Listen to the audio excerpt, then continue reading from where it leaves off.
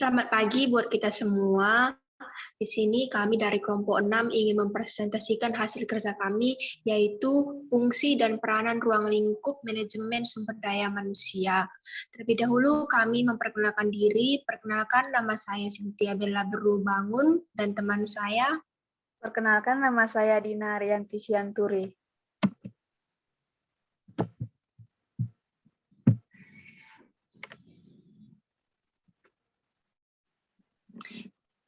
Yang pertama, kita bahas dulu ruang lingkup manajemen sumber daya manusia.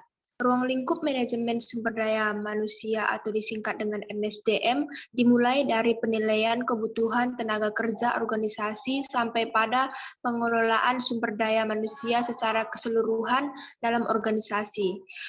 MSDM bertanggung jawab untuk merancang dan mengimplementasikan berbagai kebijakan, prosedur, dan program secara efektif sampai pada terciptanya efisiensi.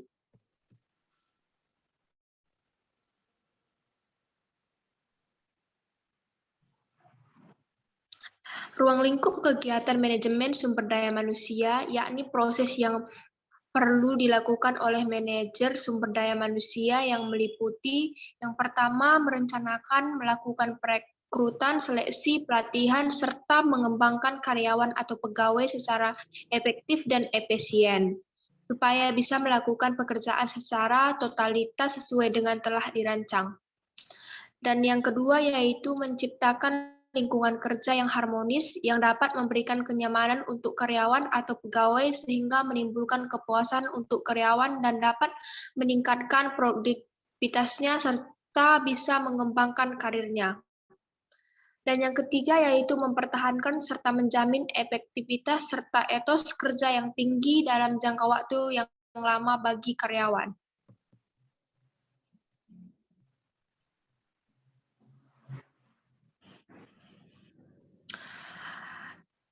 Yang selanjutnya yaitu fungsi manajemen sumber daya manusia. Tugas manajemen sumber daya manusia atau disingkat dengan MSDM adalah untuk mengelola manusia seefektif mungkin agar diperoleh suatu satuan sumber daya manusia yang paling memberi manfaat. Manajemen sumber daya manusia merupakan bagian dari manajemen umum yang memfokuskan pada sumber daya manusia. MSDM sendiri merupakan sebuah bidang studi yang mempelajari bagaimana peranan serta hubungan manusia yang ada di dalam membantu pencapaian tujuan dari organisasi maupun perusahaan. Pada prinsipnya, fungsi manajemen sumber daya manusia ini mencakup beberapa aktivitas yang secara signifikan mempengaruhi keseluruhan area kerja suatu perusahaan yang terdiri atas perencanaan, pengangkatan, dan pemberhentian karyawan, pengupahan tunjangan, penilaian kinerja, penghargaan, dan pengembangan karir, pelatihan dan pengembangan keselamatan dan kesehatan kerja, kepemimpinan, serta produktivitas.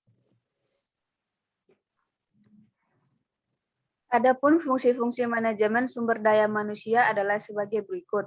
Yang pertama, perencanaan sumber daya manusia merupakan proses pengkajian dan penelaahan kebutuhan sumber daya manusia secara sistematis untuk memastikan bahwa sejumlah karyawan yang dibutuhkan dan sesuai dengan persyaratan keahlian yang telah ditentukan dan tersedia pada saat diperlukan. Yang kedua yaitu pengangkatan dan pemberhentian.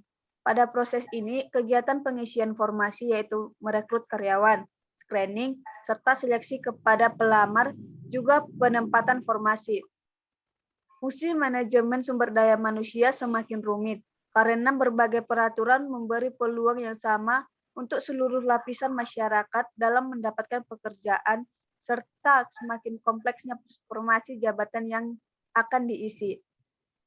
Yang ketiga yaitu pengupahan tunjangan.